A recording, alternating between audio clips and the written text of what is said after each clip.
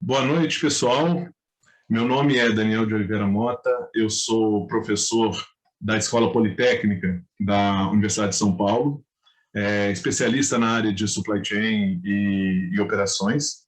E nessa noite eu gostaria de introduzir, gostaria de apresentar a vocês o professor Henrique Correia, o professor na área de operações, com quem eu tenho um grande orgulho e prazer de conversar e ser da mesma área, utilizo o livro deles para lecionar, inclusive.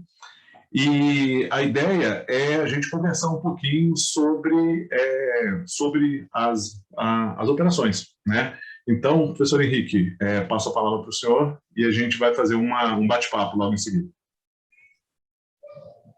Eu é que agradeço, professor Daniel, professor Roberto Marques, pelo convite tão gentil aí de vocês para a gente estar fazendo essa conversa aqui. Eu tenho uma ligação afetiva muito grande, não só com a Escola Politécnica, como com a Fundação Vanzolini, porque me graduei na Escola Politécnica em Engenharia de Produção há muito tempo atrás. Não vamos entrar em detalhes aqui. Fiz meu mestrado na Escola Politécnica em Engenharia de Produção. Depois dei aula 10 anos no departamento de Engenharia de Produção e, enquanto dando aula no departamento, dei muitas aulas na Fundação Vanzolini também. Então, tem esse ditado que o bom filho a casa torna. Eu acho que é um pouco de eu retornar aqui para minha casa. E eu vou tomar a liberdade de compartilhar aqui a minha tela com vocês, porque eu combinei com o professor Roberto, com o professor Daniel, que a gente ia conversar um pouquinho sobre essa questão da gestão de operações, né, pós-pandemia Covid-19. E eu espero que todos estejam enxergando aí a minha tela compartilhada.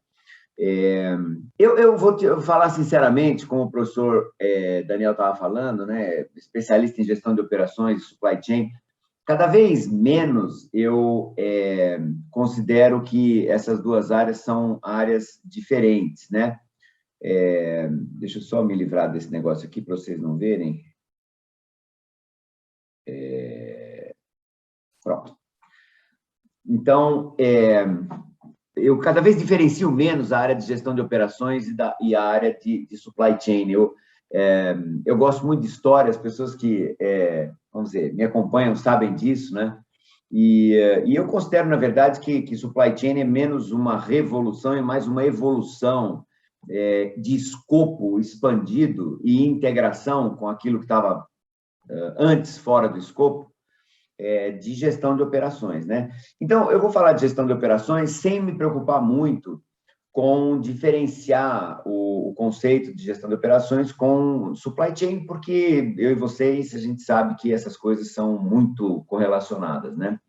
Então, eu vou começar fazendo uma espécie de um apanhado histórico, mas não muito longo, né? Não muito longo, porque esse apanhadozinho histórico eu acho que ajuda a gente a entender melhor o presente e ajuda a gente a tentar, vamos dizer, antecipar o que está por vir aí no futuro de operações de supply chain, né?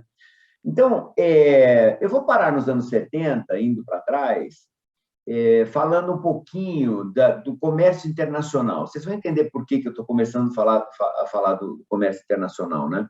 Então, eu acho que antes e durante os anos 70, a gente poderia dizer que o comércio internacional ele tinha um modelo que a gente pode até chamar de modelo doméstico, né? Então, a produção e o comércio, né, acontecia internacionalmente entre grandes produtores, né? E aí a gente está mencionando países como os Estados Unidos, a Alemanha, o Japão. E, assim, não é por acaso que eu acho que esses três estavam envolvidos nessa brincadeira muito intensamente. Não estou falando que são só eles, não. França também estava lá, Itália também estava lá, mas eles meio estavam liderando as iniciativas aí, né?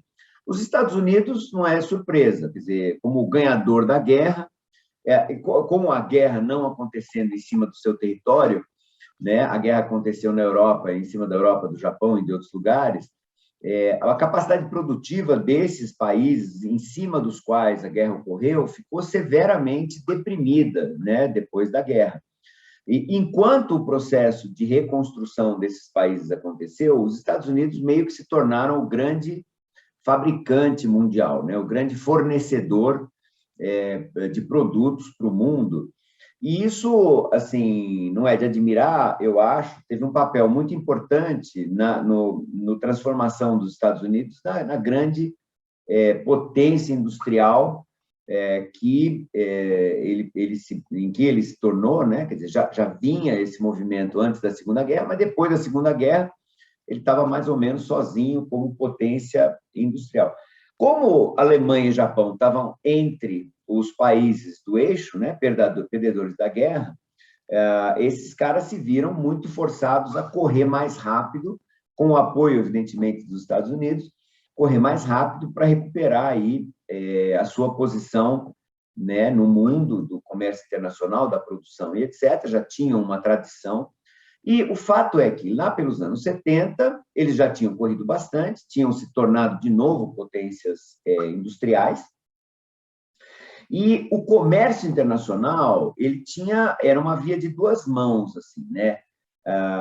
Os produtos industrializados meio que fluíam dos países desenvolvidos para os países em desenvolvimento, porque a gente não tinha ainda, o Brasil, como um país em desenvolvimento dessa época, não tinha ainda completado um ciclo de se tornar uma potência industrial, então consumia muito produto importado desses países desenvolvidos, assim como os países da África, outros países da América Latina, e as commodities fluíam ao contrário, né? Dos países em desenvolvimento para os desenvolvidos. Então, a gente, como país em desenvolvimento, exportava commodities do tipo ferro, do tipo açúcar, do tipo café, alumínio e assim por diante. Esses países desenvolvidos agregavam valor a eles e nos devolviam, de certa forma, né? Vendiam para a gente de novo, né, os produtos industrializados, com uma agregação de valor bastante substancial aí. As iniciativas, por exemplo, de outsourcing, de global sourcing, de offshoring, eram iniciativas simples, quase simplórias, né? Então, por exemplo, alguns de vocês são familiares com essas maquiadoras, não, maquiladoras, na fronteira entre o México e os Estados Unidos, que era um conjunto de empresas do lado mexicano da fronteira com os Estados Unidos, que foram estabelecidas para prover quase que serviços de montagem final para empresas americanas. Então, as empresas americanas agregavam valor nos componentes, produziam os componentes, esses componentes que eram, assim, a fabricação de componentes menos sujeita a uma mão de obra intensiva, né? Menos consumidoras de mão de obra intensiva, e aí esses produtos, esses componentes, às vezes na forma de CKD, né? Eram mandados para essas empresas maquiadoras usando mão de obra mexicana muito mais barata, né? E menos especializada, provinha esse serviço, né? De montagem final, e o produto final montado cruzava a fronteira de volta com os Estados Unidos com um custo total mais barato, porque justamente a parte de montagem final muito intensiva em mão de obra era feita num país como o México, com mão de obra bem mais barata. Isso não foi apenas alguma coisa que aconteceu com os Estados Unidos e o México, né? Houve muitos países do leste europeu, e não esqueça, antes, assim, dos anos 70, 80, a cortina de ferro não tinha caído ainda. A cortina de ferro caiu em 91.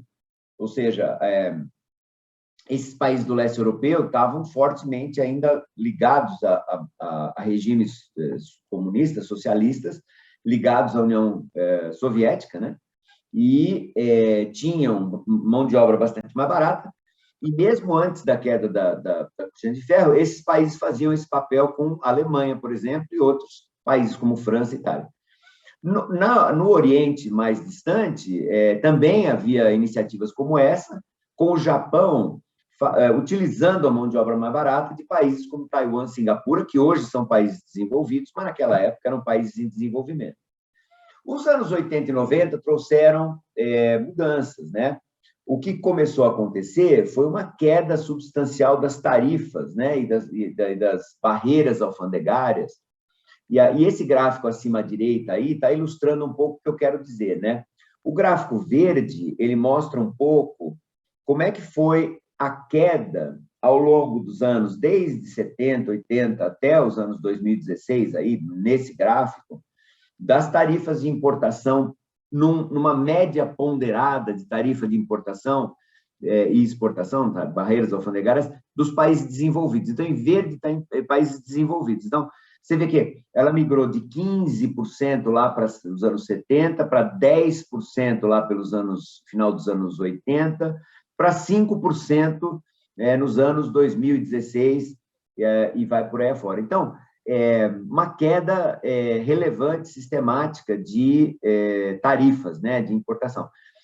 A curva laranja, ela mostra esses mesmos dados, mas para países em desenvolvimento, né, que caíram aí de em torno de 18%, como você pode ver lá pelo começo dos anos 90, para em torno de 8% aí já nos anos 2000, 2015, 2016. Então, isso aumentou tremendamente a vantagem de fazer trocas, né, entre países. Comércio internacional teve uma explosão aí nesse período, e o motivo pelo qual, né, ou os motivos pelos quais essas tarifas caíram são acordos bilaterais e multilaterais que começaram a acontecer para justamente incentivar essas trocas econômicas internacionais. Com essa queda de tarifa, começou a ficar talvez mais importante, interessante, que a produção de pacotes inteiros, não só montagem final, mas componentes também, em países de menor custo, né? Com essa queda de tarifas, né? Então, a produção offshore começou a ser mandada, né? O pacote inteiro terceirizado para países como Coreia do Sul, como Singapura, Taiwan, Hong Kong, que estavam ainda no caminho do desenvolvimento. Os países pobres, nesse sentido, ou nesse período, cresceram rapidamente, a pobreza deles caiu substancialmente. Países como Bangladesh, Vietnã, começaram a assumir produção de produtos, por exemplo, têxteis, né? E sofreram não, né? Quer dizer, passaram por um crescimento, um enriquecimento bastante substancial nesse período aí. Os anos 2000 em diante trouxeram uma mudança muito substancial, né? Essa mudança aconteceu basicamente no ano 2001, porque você percebe que na transparência anterior a gente estava falando de comércio internacional e nunca mencionou um gigante atual que é a China. Por quê? Porque a China não estava no World Trade Organization, a Organização Mundial do Comércio. Por quê? Não respeitava direitos humanos, porque etc, etc. Os outros países componentes da WTO, né, quase que boicotavam, não aceitavam a China na Organização Mundial do Comércio. O governo Clinton, nos Estados Unidos, liderou uma iniciativa para admitir a China na Organização Mundial do Comércio. E a China foi admitida em 2001. E a China era um país monstruoso de tamanho, de população, mais de 1 bilhão de habitantes, todos ávidos por entrar vamos dizer, no mundo do consumo, né? No mundo formal do consumo. Houve uma distensão substancial na China, né? Com iniciativas de aceitar certas práticas capitalistas, começar a abrir a possibilidade de propriedade privada e assim por diante. E esse caldo cultural, esse caldo econômico fez com que as exportações e a interdependência entre China e outros países do Ocidente literalmente explodissem. Não literalmente, mas explodissem, né? Explodissem.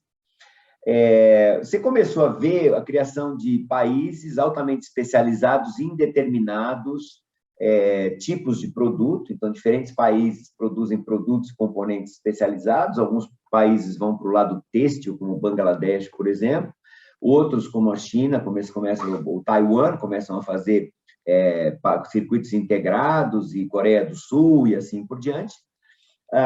E, em paralelo, a gente, né, vocês e eu, que estudamos, né, métodos produtivos, a gente sabe que, nesse período, né, do pós-guerra, o que a gente chamava just in time, depois da guerra, ou o modelo Toyota de produção, rebatizado Lean, depois de um certo período, vai ao extremo, quer dizer, as práticas Lean foram abraçadas tremendamente. Isso significa, como vocês sabem, né, aquela história de eliminação de desperdícios e melhoria contínua, né? E estoques são, por excelência, considerados desperdícios para a cultura Lean. Capacidade redundante, capacidade extra, considerada desperdício pela cultura Lean. Então, houve uma sistemática e gradual, mais intensa, redução de estoques e de capacidade redundante. Ora, eu e você que estudamos operações, a gente sabe que esses elementos, estoques, capacidade extra, funcionam como buffers, né? Funcionam como segurança contra interrupções, contra coisas que acontecem de uma forma que você não esperaria. Então, o estoque de segurança, a capacidade extra, ajudam a gente a encarar incertezas e ocorrências e rupturas que acontecem. Quando o Lean vai ao extremo, num período que vai do ano 2000 até o ano 2020, 2018, né? Que foi um período de calmaria, vamos dizer, a gente não teve nada muito extremo acontecendo, afetando o mundo inteiro, eu acabo não sofrendo muito ruptura, porque não havia muita ruptura de escala enorme.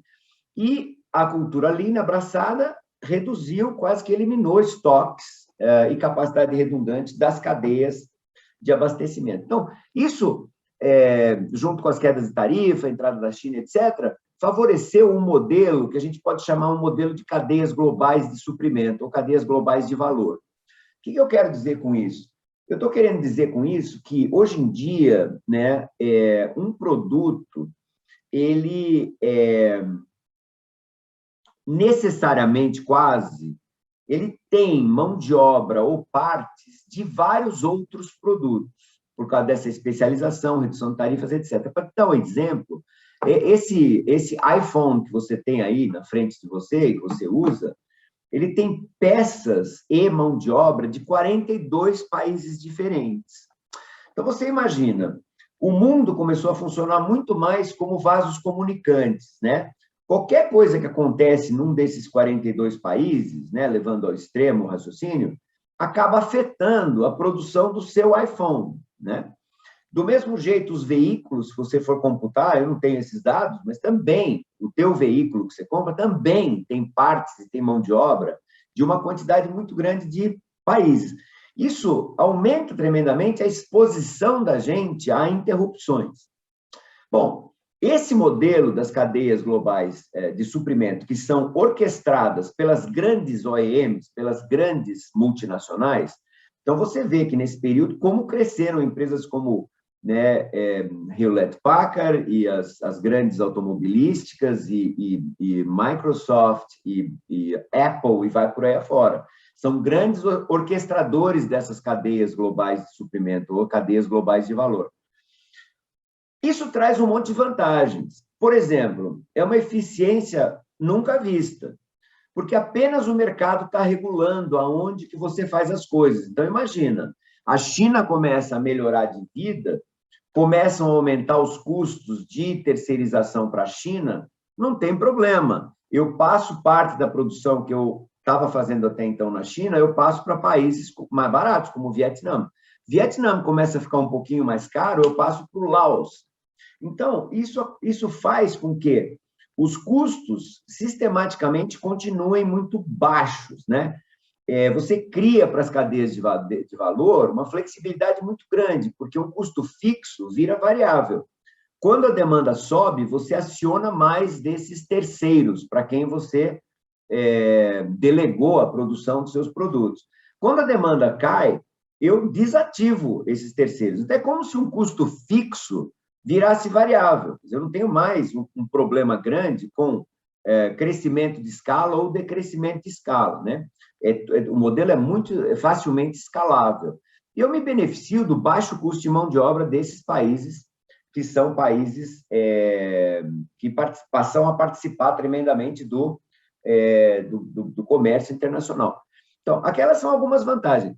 Mas também criaram-se algumas desvantagens.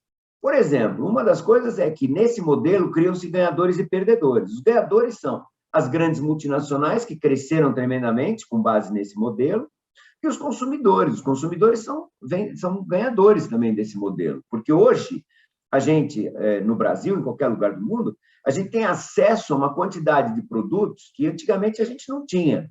Quer dizer, eu vivi uma época aquela época doméstica, né, que eu falei do comércio internacional, eu vivi. O acesso a produtos era muito mais difícil. Né? Num aniversário, eu ganhava uma bola de futebol e era isso que eu ganhava. Né? Hoje em dia, assim, penso nos aniversários das minhas filhas quando eram menores, era uma profusão de produtos aos quais a gente tinha acesso, né? Brinquedos baratíssimos, etc. Perdedores foram criados também. Então, empresas pequenas em países de desenvolvimento viraram descartáveis. Né? Quer dizer, eu ganho essa terceirização de produção de países desenvolvidos, quando eu começo a melhorar um pouquinho de vida, ele me descarta e vai para um país menos caro. Né?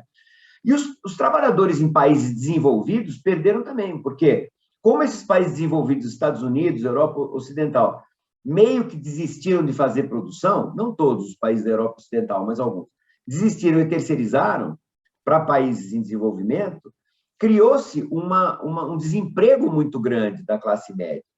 E até especulando aqui, a gente percebe que assim, esse desemprego criou um sentimento de revolta nessas classes médias. E não é à toa que você vê, né, o crescimento como consequência de partidos e mandatários e candidatos políticos cujas plataformas são baseadas num nacionalismo exacerbado. Você pega esse indivíduo Donald Trump, que acabou ganhando uma eleição e teve um termo de presidente dos Estados Unidos, com uma plataforma de nacionalismo exacerbado, America First, né? Esse era a logomarca dele, né? O moto dele. Assim como isso também aconteceu na Hungria, isso também aconteceu em outros países, eu não preciso mencionar quais, vocês sabem muito bem do que eu estou falando, dos países que eu estou falando. Então, esses são perdedores também, a classe média perdeu e, como uma reação, começou a ter essa migração tremenda para nacionalismo, para xenofobia, para partidos de direita quase que radicais, né? Ganhando força aí em vários países da Europa e, inclusive, nos Estados Unidos. O meio ambiente perdeu também, porque quando você começa a trazer e levar produtos, né, de um lado do mundo para o outro, por causa desses vasos comunicantes, por causa desse global sourcing enorme, você começa a gerar emissões para caramba pela logística, né? Então, aí, do lado direito, você vê uns gráficos que te contam percentualmente o quanto da geração de carbono equivalente era devido a processos de despacho de materiais, né? Então, assim, foi lá pelos anos 80, em torno de 1%, mais do que dobrou em algumas décadas aí. Outro, então, perdedor é o ambiente. Então, com isso tudo aconteceu, essa hiperglobalização, e na hiperglobalização, alguns de vocês são familiares a esse modelo de trade-offs, né? Em que você, para ganhar num aspecto, necessariamente tem que perder no outro. Esse modelo se mostrou muito eficiente, mas perdeu em termos de resiliência, né? Super eficiente, mas quando eu elimino estoques, elimino capacidade extra, crio vasos comunicantes do jeito que foram criados, a minha resiliência, a minha capacidade de continuar operando com rupturas que possam acontecer em qualquer lugar do mundo fica muito prejudicada, e ficou. Agora, vou falar um pouquinho das crises. A Covid-19 não foi a primeira nem vai ser a última crise, mas ela foi inusitada no sentido, não inusitada, mas assim, há muito tempo não acontecia em relação ao escopo afetado, né? Por exemplo, 2008, 2009, alguns de vocês se lembram, aconteceu uma crise muito forte dos mercados financeiros, né? Começou com o mercado imobiliário nos Estados Unidos e, como um efeito dominó, afetou o mundo inteiro. Mas, basicamente, o que aconteceu foi um monte de gente perdeu dinheiro com essa crise, né? A demanda global, portanto, caiu. Isso segurou aquela explosão de crescimento mundial que estava acontecendo antes dos anos 2008, 2009, com a entrada da China. A China ficou mais esperta em relação a isso. Ela disse, pô, se eu confiar só no resto do mercado para consumir os meus produtos, eu fico também fragilizada, eu fico vulnerável. Então, a China mudou um pouco de estratégia e começou a visar mais valor agregado. Em vez de a China vender, basicamente, mão de obra barata, começou a investir tremendamente em educação, em desenvolvimento de produto, em altas tecnologias, para ganhar mais valor agregado. Ao mesmo tempo, começou a focar mais uma ênfase no mercado interno e não só em exportação, porque eles têm 1 bilhão e 300 milhões de habitantes, o mercado interno é fortíssimo, e o mercado interno ganhando em poder aquisitivo. Tá legal. Então, foi uma crise de demanda, basicamente, em 2008 e 2009. 2011, alguns de vocês vão se lembrar que houve alguns tsunamis que afetaram partes substanciais da Ásia. Isso foi uma crise de suprimento, basicamente. Então, o suprimento de componentes chaves caiu, né? Mas isso é meio localizado, com impacto grande. Por exemplo, houve na indústria automobilística, né, interrupções de em torno de 50% da produção dos carros mundiais, porque, num determinado momento, um tsunami acabou afetando uma região do Japão que tinha fábricas produtoras de chips que equipavam 50% dos carros da indústria automobilística, mas continua localizado.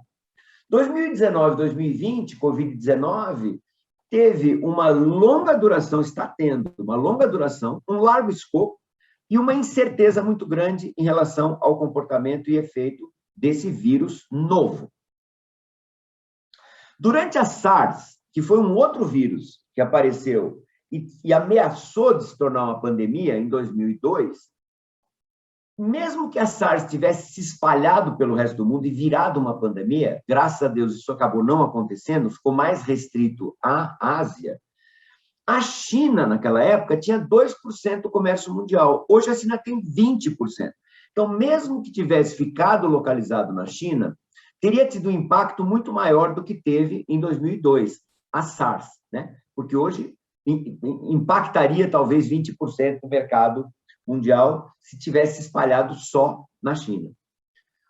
O Covid-19 afetou suprimento, afetou demanda e afetou logística. Na medida em que os governos começaram a reagir, começaram a deixar os aviões no chão, para não deixar as pessoas cruzarem fronteiras e levarem o vírus consigo, muita gente não sabe que a carga de produtos, né, o despacho de carga logística dos produtos, 50% da carga vai na barriga de avião de passageiro. Só 50% da carga vai em cargueiros. Então, na hora que você põe os aviões no chão e a China fala ninguém mais voa, também a logística de produtos fica tremendamente afetada. De suprimentos ficou afetada por causa da história de fecha as fábricas para não espalhar o vírus. De demanda foi extremamente afetada, porque a demanda mudou completamente de volume, mudou completamente de perfil. E, então, a demanda caiu e mudou de perfil, por causa do fique em casa, né? Quando eu digo mudou de perfil, é interessante, porque, por exemplo, o fique em casa, eu tenho um ex-aluno que é, enfim, vice-presidente de supply chain para a Europa inteira, de uma grande fabricante de bebidas internacional, né? E ele falou assim, olha, um país como a Espanha, por exemplo, na hora que tem o fique em casa, as pessoas param de ir a bar. E espanhol é super barzeiro, né? O espanhol gosta de sair e de ir em bar. Então, o espanhol para de beber no bar e começa a beber em casa.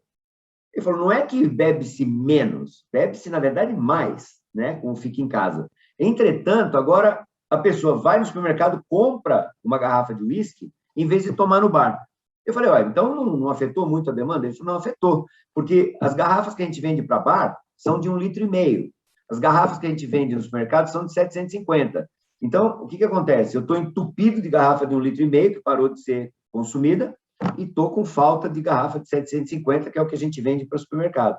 Então, mudam, não só afeta assim, o volume de demanda, mas muda o mix de demanda também. Em termos de suprimento, muitos países exportadores deixam de exportar para garantir os seus próprios mercados internos. Todos vocês se lembram, os respiradores, né? Todo mundo inteiro precisando de respirador para tratar os seus pacientes de Covid, mas com a terceirização, só a China praticamente que fazia respirador. Então, a China dizia, olha, eu só vou dar respirador para vocês e vender respirador para vocês quando eu suprir o meu mercado interno. Então, tem uma crise muito grande de alguns segmentos de produtos por conta dessa priorização dada para os mercados domésticos, né? Uma dependência de fornecedores super especializados, como a gente falou, respiradores, máscaras, né, e etc. E essa Covid começou em Wuhan, né, uma província lá na China, que é uma província extremamente industrializada, né? 200 das 500 maiores empresas do mundo operam em Wuhan, para você ter uma ideia. 938 empresas das 1.000 maiores, da Fortune 1000, tem pelo menos um fornecedor de primeira ou de segunda camada lá. Então, isso foi sério, isso foi grande, e ele veio escalonado em ondas. Primeiro foi na China. Aí você imagina esse grande vasos comunicantes, esse grande sistema de vasos comunicantes, de repente você tem uma parte dos vasos comunicantes que é afetado, China. Bota os aviões no chão, fecha as fábricas, você interrompe uma série de componentes para uma série de indústrias. Aí a China começa a voltar, mas aí o vírus foi para a Europa. Aí outros fornecedores ficam interrompidos por várias e várias semanas. Quando a Europa começa a voltar, o vírus já chegou nos Estados Unidos e começa a fechar fábrica e botar avião no chão nos Estados Unidos. Aí, quando os Estados Unidos começam a voltar, o Brasil fica afetado. Então, essa interrupção veio em ondas, o que levou, né, a uma crise muito duradoura, muito longa. Que impacto houve, né, com essas cadeias de suprimento no curto prazo?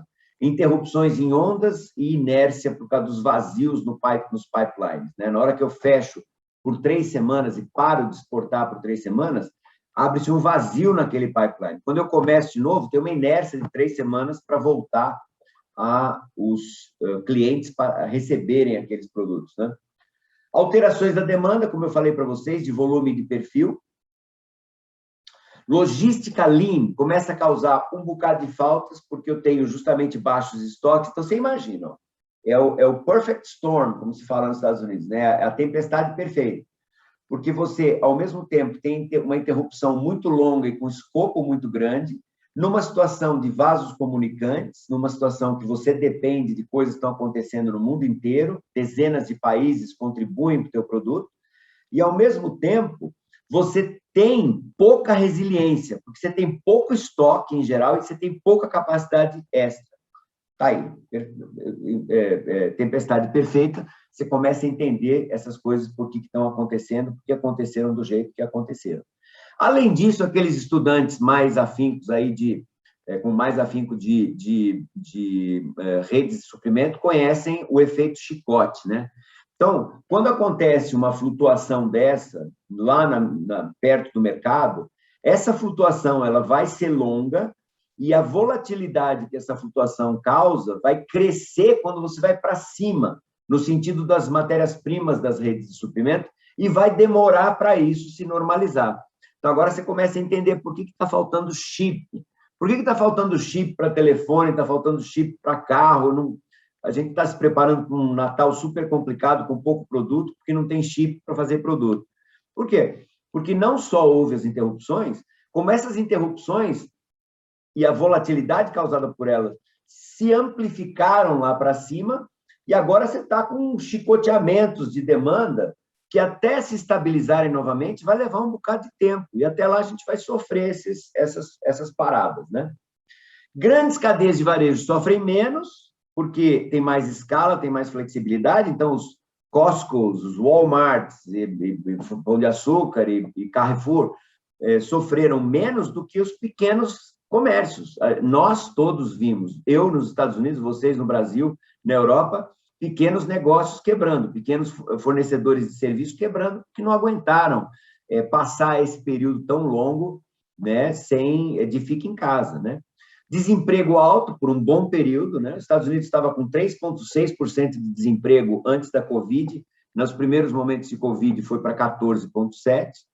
Varejo nos Estados Unidos caiu 16% em 2 meses, quer dizer, você imagina que impacto que isso dá no desemprego, que impacto que isso dá na vida das pessoas. Fretes caíram quase 30% nos Estados Unidos, e é claro que uma possível recessão pode ser esperada, e já está acontecendo, aconteceu nos Estados Unidos, agora com recuperação, Brasil a mesma coisa, por um determinado período substancial. E no longo prazo?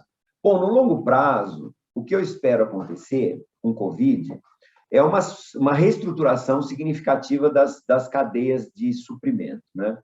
Eu acho que vai se acelerar, e já está se acelerando, uma tendência de aumento de guerras de tarifa. Lembra que, durante um período de algumas décadas, as tarifas de importação, as barreiras alfandegárias estavam caindo, o comércio internacional aumentando. Já na época de Donald Trump, como um cara antiquado nas suas políticas e etc., ele resolveu, com essa história de America First, de que só interessa os Estados Unidos, quase xenófobo, né? Ele resolveu que ele ia usar um mecanismo extremamente antigo para tentar se proteger o mercado. Então, começou a subir tarifa de importação de produto chinês. Bom, a China já não é mais aquela chinazinha pequena dos anos 2000, ela já é um gigante aí da produção. A China não vai ficar quieta com os Estados Unidos aumentando tarifa de importação. Ela retaliou, começou a aumentar a tarifa de importação de produto americano.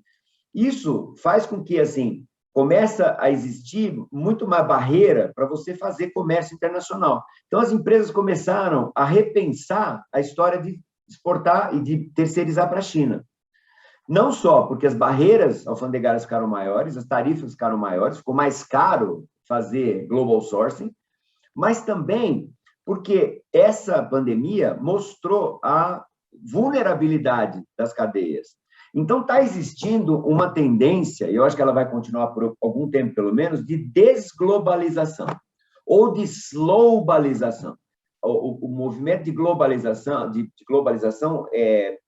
sofreu uma atenuação da velocidade, né? Uma redução da velocidade. A gente tem 2 doutorandos na minha universidade estudando esse fenômeno da desglobalização.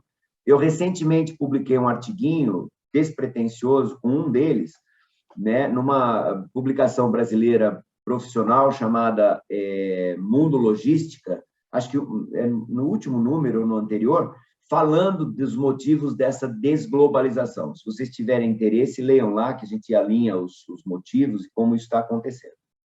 Bom, isso vai ter um impacto substancial, porque na hora que você desglobaliza, você traz de volta a produção para ou em produção interna, ou para a produção próxima de onde você está.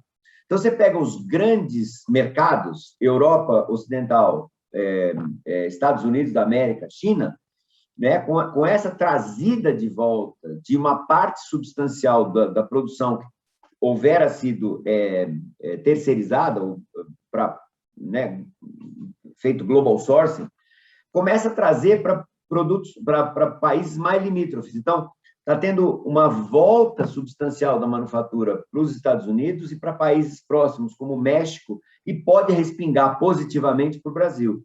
Do mesmo jeito que a Europa também, a Europa Ocidental, está trazendo produção de volta para países da Europa Oriental, para dentro das suas casas, que de outra forma estariam sendo feitas, né, na China, Taiwan e etc.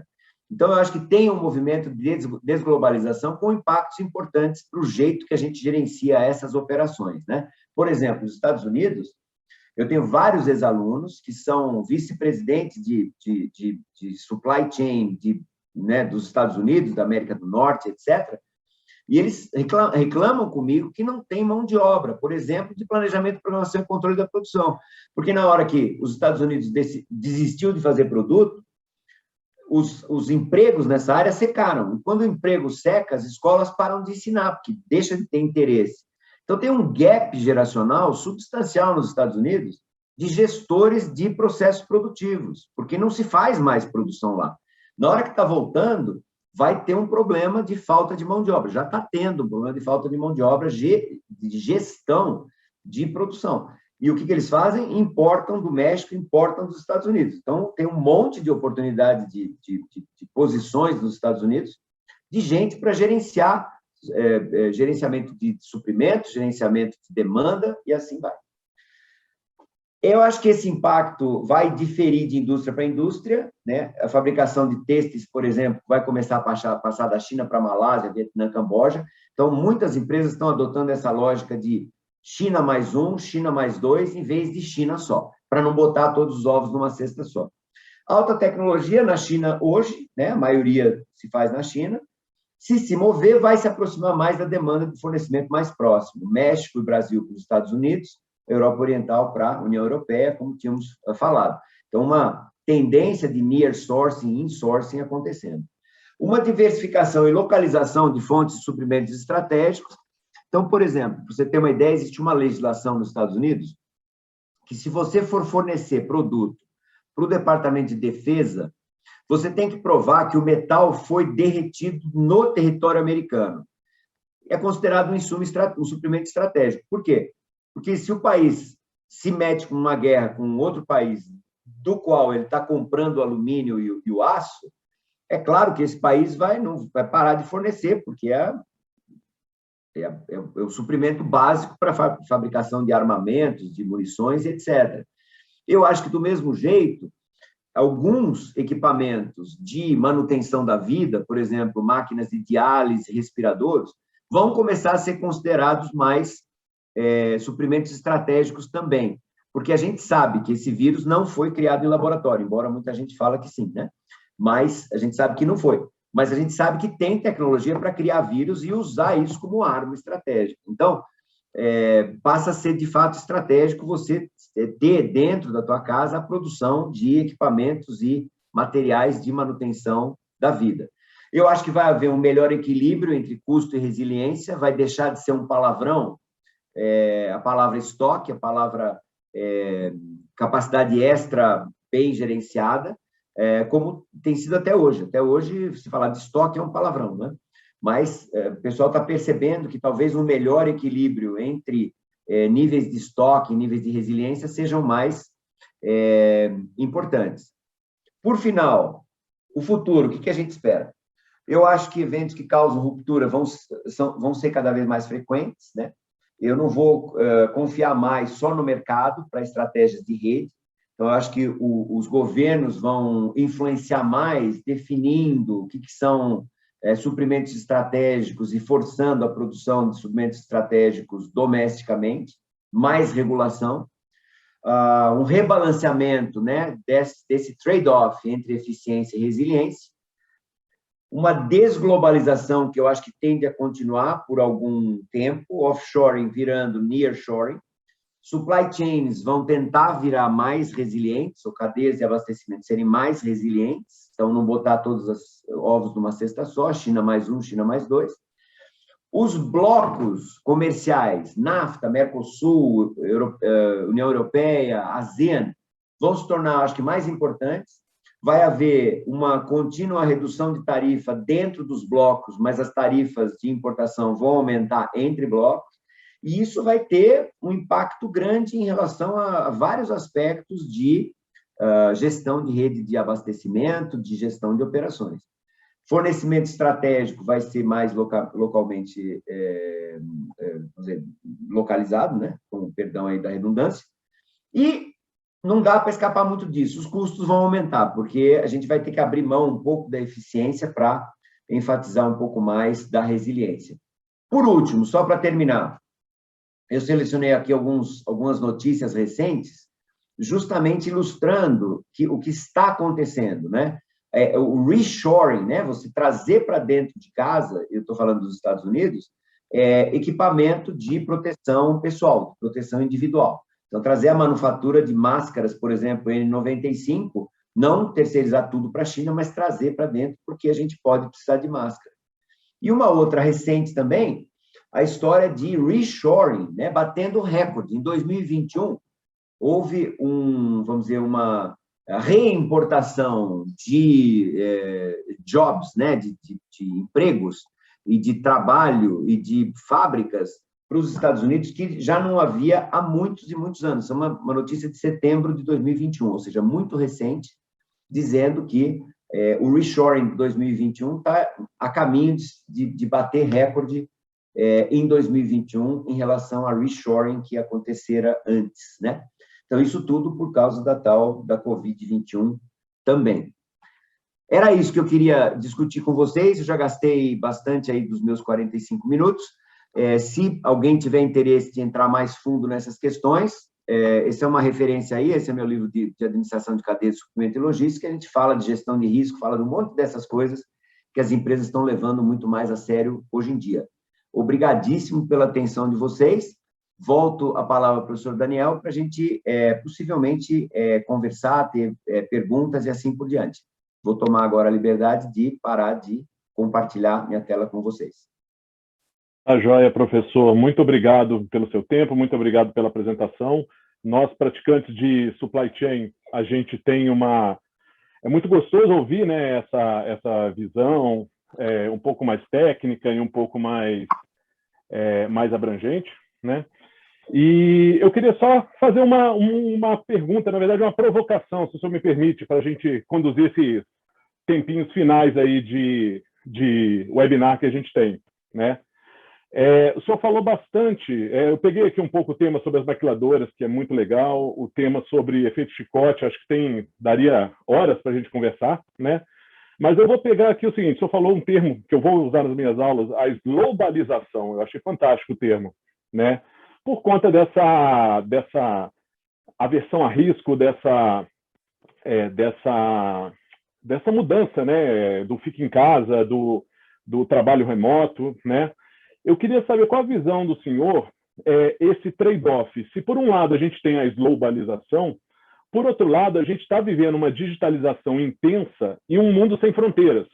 Então, por causa do home office, o mercado de trabalho vai competir globalmente. Então, assim, as empresas já estão contratando, já não é de hoje, mas de uma maneira muito mais intensa, pessoas de outras áreas. Assim, não vou citar países, mas diversos estão aprendendo o português porque é uma baita oportunidade que nós temos aqui no Brasil.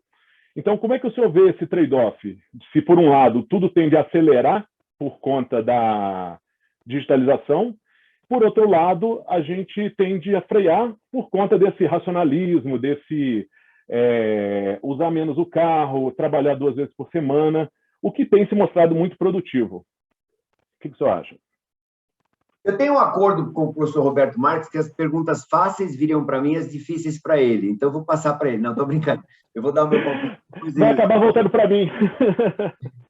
Ele dá o dele. Eu acho que é muito interessante isso que você falou. Eu acho que é uma pergunta muito boa, né?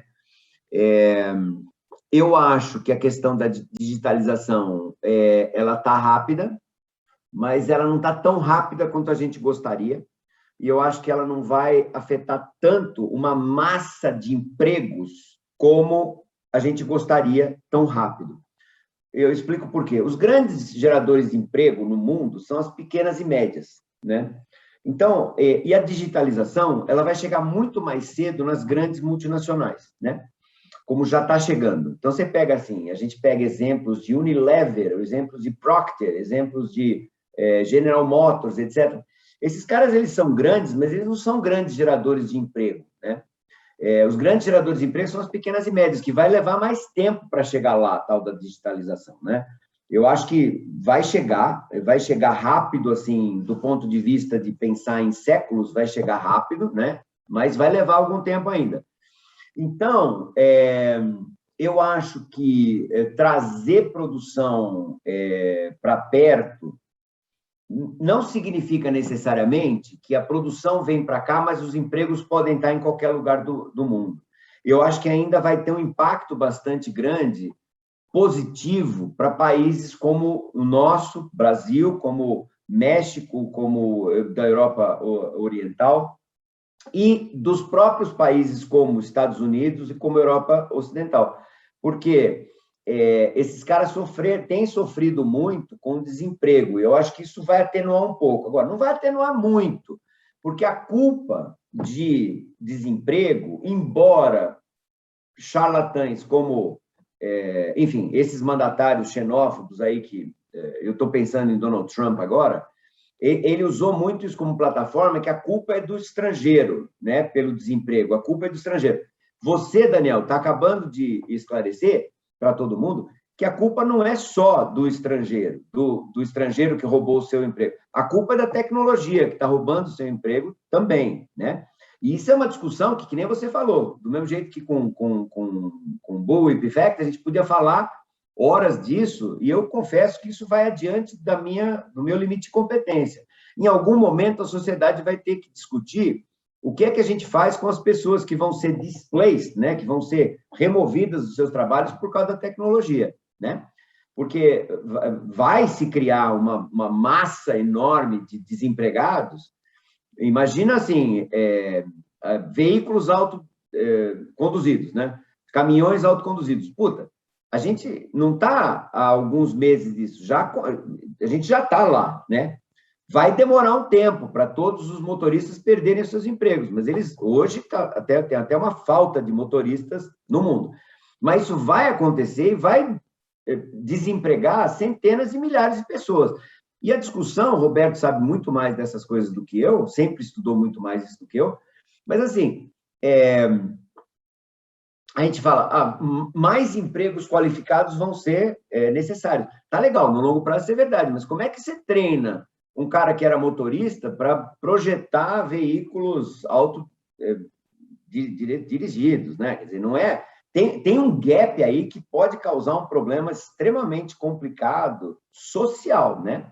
Então, eu acho que isso vai acabar acontecendo, com a digitalização aumentando tremendamente. Quando chegar a digitalização mesmo, eu acho que a gente ainda está alguns bons anos desse ponto, mas, no meio tempo, eu acho que vai ter um impacto positivo para um monte de gente que perdeu emprego, essa volta de empregos saindo da China e vindo mais para próximo dos mercados consumidores, como isso tem acontecido.